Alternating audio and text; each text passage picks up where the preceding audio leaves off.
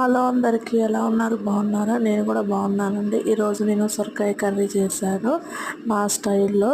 ముందుగానే సొరకాయ కడిగేసుకొని క్లీన్ చేసి మళ్ళీ కడిగి పక్కన ముక్కలు చిన్న చిన్న ముక్కలుగా కట్ చేసుకొని పెట్టుకున్నాను. తర్వాత ఆయిల్ వేసుకొని దాంట్లో కొంచెం మెంతి పౌడర్ వేసుకొని తాలింపుకి సరిపోయే అన్ని దినుసులు వేసి తర్వాత ఆనియన్స్ కూడా వేసేసి అది మగ్గడానికి కొంచెం ఉప్పు వేయాలి. తొందరగా మగ్గిపోతాయి ఆనియన్స్. తర్వాత ఈ సొరకాయ ముక్కలన్నీ దాంట్లోకి ఆ తాలింపులో వేసేసి మగ్గనివ్వాలి. పూర్తిగా మగ్గిపోయాక నేను పసుపు కూడా తాలింపులోనే వేసుకుంటాను ఎప్పుడు, ఎందుకంటే పసుపు వాసన రాకుండా మంచిగా నూనెలో ఫ్రై అయిపోతుంది కాబట్టి.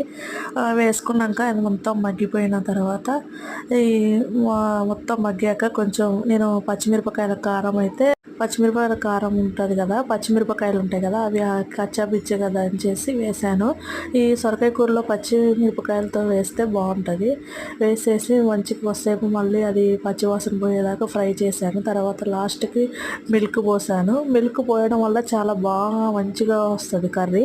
మిల్క్ పోసి ఒక 5 or 10 minutes ఉంచితే సరిపోద్ది సిమ్లో పెట్టుకొని. తర్వాత స్టవ్ ఆఫ్ చేసుకుంటే ఇంకా అంతే అండి, ఇంకా కూర రెడీ అయిపోయినట్టే. కూర రెడీ అయిపోయినట్టే, స్టవ్ ఆపుకొని దింపుకోవడమే. ఈ వీడియో నచ్చితే లైక్ చేసి సబ్స్క్రైబ్ చేయడం మర్చిపోకూడదండి. ఒకసారి అయితే మీరు ట్రై చేసి చూడండి, చాలా బాగుంటుంది కర్రీ. సొరకాయ ఇప్పుడు సమ్మర్ కాబట్టి సొరకాయ తినడం వల్ల వాటర్ కంటెంట్ కూడా బాడీలో మంచిగా ఉంటుంది. ఓకే అండి, బాయ్ బాయ్.